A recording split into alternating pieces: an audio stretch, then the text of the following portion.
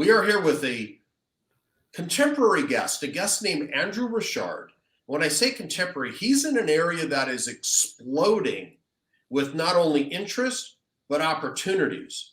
And he's the Chief Strategy Officer of Electrify EVSE.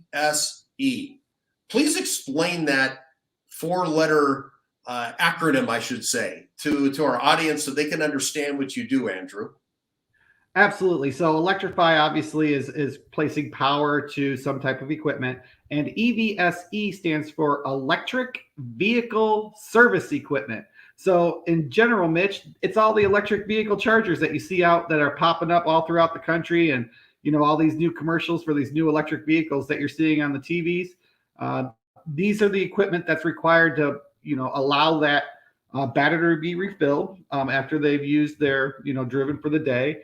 Or for their next destination. Well, let me ask this, a little background, and then I've got some other questions, but just to give some traction to your business, to what you do day to day. I mean, when we spoke recently, you're out in the field going around. Are you setting these up in locations? Tell me about the model of the business. Great question. Thanks for asking. So what we do all of the installation. We're a full turnkey solution. So we work with multiple manufacturers because as electrification of vehicles continues to grow, there is going to be a demand that you can't just lock into one manufacturer if you're going to place an electric vehicle charger in there. And the process to find the proper electric vehicle charger for the use case scenario that potentially your office or your fleet may need, there's a lot of different types of EV chargers that can be utilized. That process can be long. So what we positioned ourselves to be able to not only just show one type of use case scenario, but every use case scenario.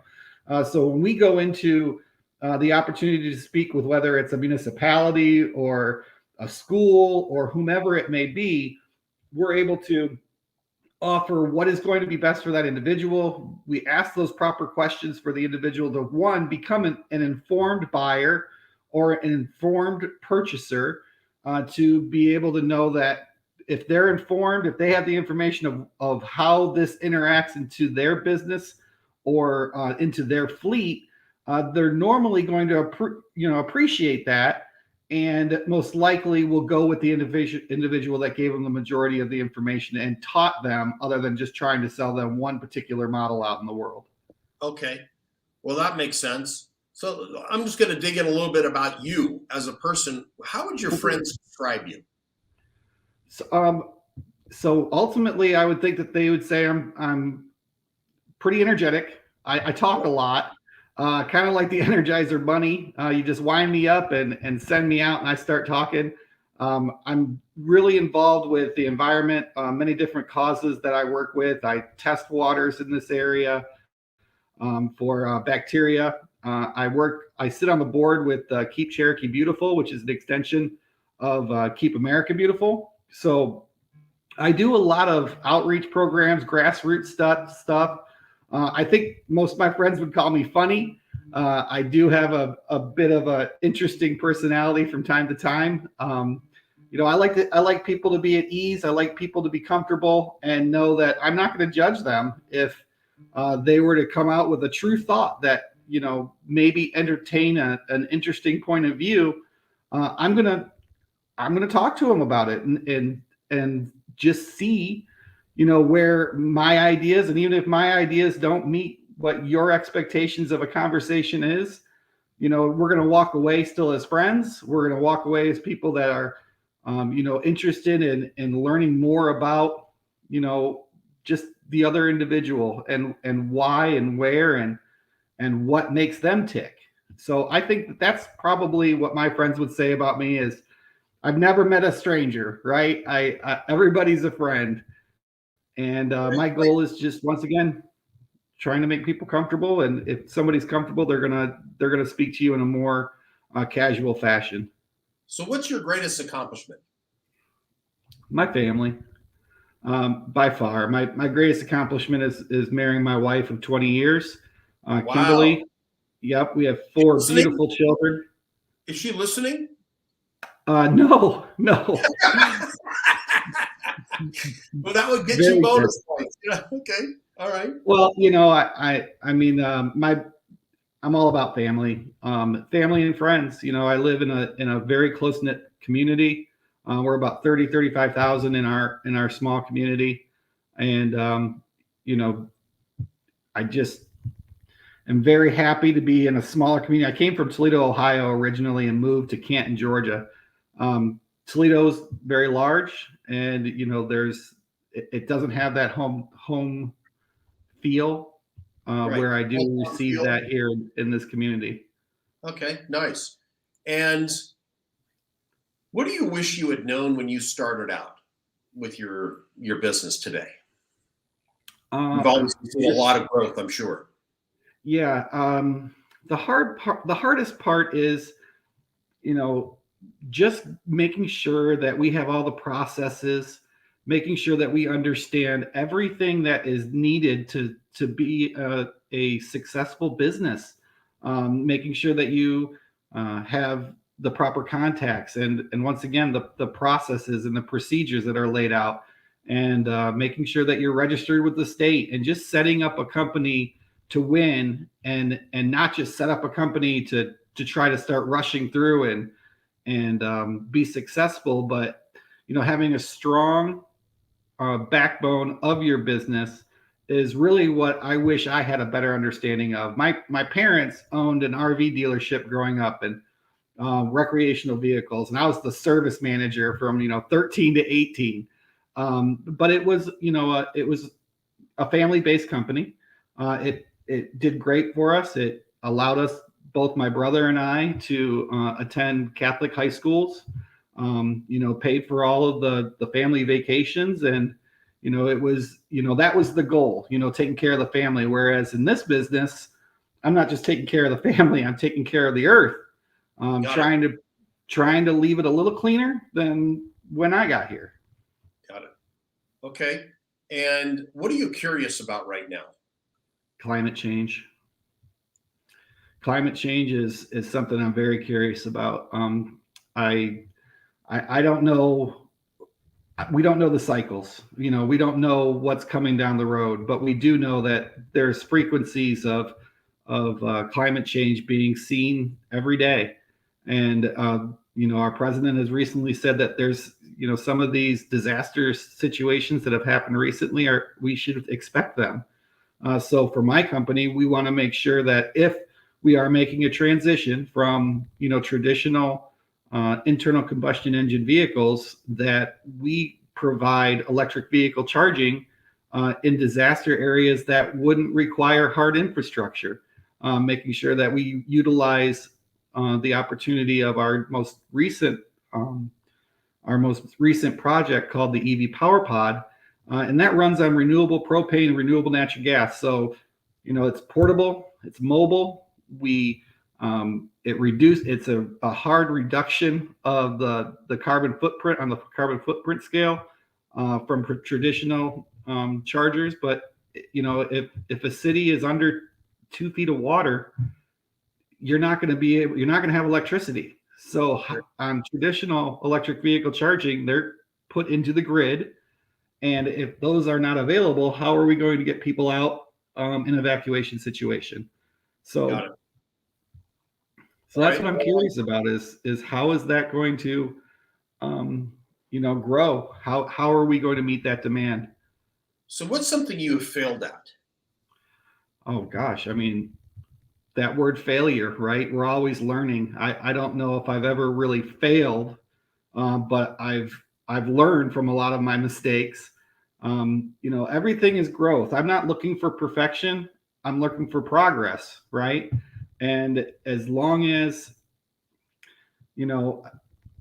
I'm still upright and walking, and as long as I'm making an impact with my children, making an impact on my community, I'm not failing.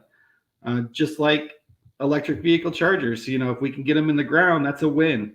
So I would say that, I have failed. I've had goals, but it doesn't always happen the way you see it. You got to kind of remember that, hard work is not always, you don't always receive the final goal, right? But you're one step closer. I'm always looking to go one step forward and not one step back. Okay. And here's my favorite question. I ask everybody in this interview.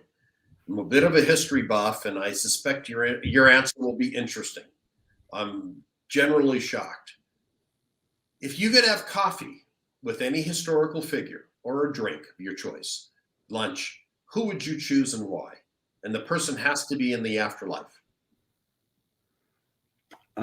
So obviously I would definitely enjoy a conversation with Jesus Christ. That would be, important to me. I'm involved in my church. I've had a special relationship with God since I was 14 years old after an accident. And I gave myself to the Lord, and, his son, Jesus Christ, would be ultimately the best person I could have coffee with, and just kind of discuss, life and the processes that I'm doing, and making sure I'm, toting the line. But I also would tell you that I too am a historical buff. I would like to speak to Charles the Great, or Constantine. Okay. These would be some great conversations. Highly educated individuals that were able to, in their time, conquer the known world, and that would be some interesting conversations as well. Okay. And now let's bring it to where it's a little more current. Those are from people from long time ago. And who would you have had the most? Who's had the most impact on your life as a business professional? Who's been an important professional mentor? My largest mentor would have been my grandfather. His name is James Richard, who my son is actually named from as well. He helped mold me at a very young age. He was involved with politics. He was involved with keeping, going the extra mile, being, if you say you're going to do something, do it. Show up 30 minutes early, because sometimes 15 minutes isn't early enough. That would be by far, when I wake up in the morning and when I'm going to go do a presentation, or if I'm going to go speak with somebody, I think of my grandfather. Okay. Now, well, great tribute. And I believe, Bear Bryant said 15 minutes early is 10 minutes late. Roll Tide. Yeah. If you could go back and give your 18-year-old self one piece of advice, what would it be? I don't know, how old were you when you got married? I was 25. No, 25. But what I would say to my 18-year-old self would be, keep trying. There's a lot of opportunity in the world for people that just have the gumption to get up and show up and try. And that was when I was younger. I had definitely some issues with trying to follow everything through. If something didn't seem like it was working the way I wanted it to, sometimes I would not follow it through, which is very important, obviously. Now, Andrew, you're a businessman. You spoke extremely enthusiastically about your business. You spoke with great passion about your family. So this question I'm going to ask you is a little bit open. What is your plan to achieve your goals? And that can be either in business or personal. I don't know if it's maybe to put all your kids through Harvard or something like, whatever way best suits your answer. So for me, I just want to be a stand-up person. The things that I do would be something that would be great for me, is if somebody walked up to me one day and said, because you didn't quit, I kept going. And, just being there for anybody that needs to talk to me, with a compassionate, voice and understanding, no matter what creed or color or whoever age, whatever you are, I would just, my tombstone, I would like to read, that was a good person. Okay. And how do you overcome a challenge when life throws one at you? Really great question. I lean on my friends. I lean on my wife. I lean on my other people that I'm in business with, people that I trust, and normally I will go to somebody and say, "Here's my issue." I will look for outside. The classic story is, you have a guy in a hole, right? And a guy walks by, the priest walks by, and you say, "Hey, priest, I'm in this hole, help me out." And the priest writes down a psalm and throws it in the hole, right? And maybe somebody else walks by and says, and they just kind of yell at you from a distance. But then you have that one friend that jumps in the hole with you, right? And says, and you look at him, you're like, "John, what are you doing? You're in the hole with me." And that person looks back at you and says, "It's okay. I've been in this hole before and I know the way out." So great story. That would be, that's how I just try to, overcome challenges. Everything makes you stronger. It makes you smarter, makes you a little bit smarter. And, challenges are meant to make you a better person for yourself, for your family, and for your friends, community. I love it. That's a great story. I love that. I may have to borrow that. Okay. And if I think I learned it from watching Frasier. I'm not sure. Okay. But if you had to write a book tomorrow, what would you write about? Great question. If I were to write a book tomorrow, I would write about electric vehicle charging. I've been in this business for 7 years. I do know that there's quite a few misunderstandings about what is possible today, what will be possible tomorrow. I mean, we grew up on flying cars and the Jetsons, right? And it's the same type of trend. People are talking about what can be, what will be, and they're speaking to a manner of which that it's here today. Well, electric vehicle charging has a great landscape and it has a wonderful opportunity for the future. But let's be realistic about what's really happening in the market today. That would be what my book is about, is teaching people, the basics of what is really available today and where tomorrow may bring, not a promise, but an opportunity. Okay. What's one question you wish I'd asked, and how would you have answered it?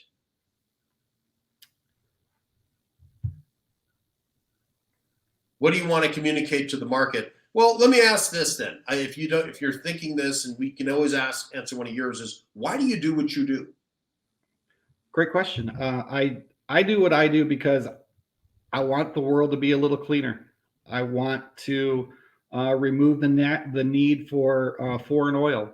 I want to take advantage of the opportunities and the resources that we have in the United States.